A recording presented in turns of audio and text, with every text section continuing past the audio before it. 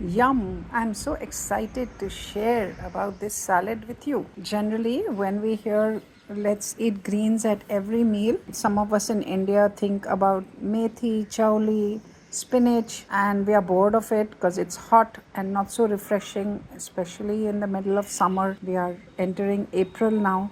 So, first of all, I'd like to share that doesn't this look colorful and lovely? I'm so excited. I can't wait to get to it. So if you notice, I have put the leaves are darker green here. So everything in nature, darker is better. So in this case, lettuce leaves actually are just a lot of water content. They do not hold a light or in nutrient value. And these leaves, depending on the country, are either called rocket, arugula, or rucola. All the different names for the same thing. And then if you notice the cucumber and tomato, I don't peel the cucumber completely, just alternatively, and the tomato. And we cut in big cubes, not small, because the more cuts we make, the more nutrients you lose. The open surfaces lose nutrients, so they are a little bigger in size. Then, because rucola leaves are sharp, it's always a good idea to add a fruit.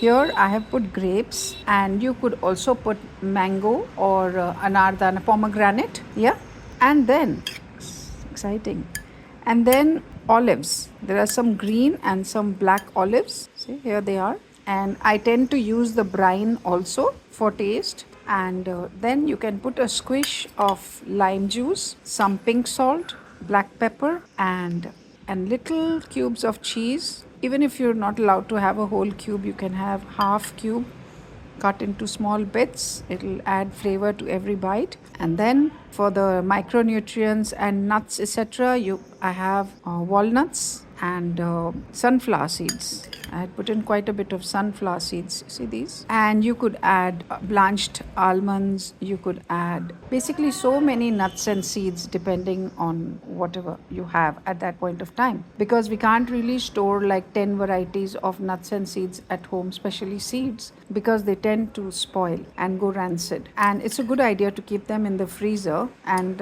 use them. And so, bon appetit, my friends. And of course, there is olive oil. Yeah, that's the last. Very, very important to put in some healthy fats in any food, as that's what carries all the nutrients well through the body.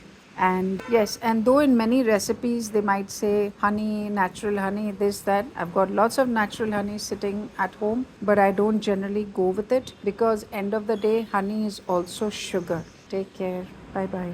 So bon appetit once again. Believe you me, your eyes will thank you for this. First, when you are looking at it, when you are preparing, which is always only few minutes before eating, not keeping it in the fridge, etc., after cutting or having it lying around. No, best is made right there. And amazing, everything in here, from the seeds to the rucola to the olives, walnuts, these are all foods that are highly recommended for the eyes. And the olive oil, of course, and black pepper too, in its own small way. It's amazing for the eyes.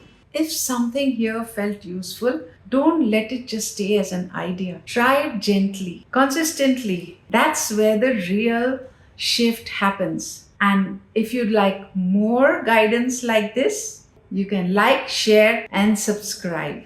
It helps us continue to create calm, meaningful support for your valuable eyes. Thank you. I'll see you in the next video.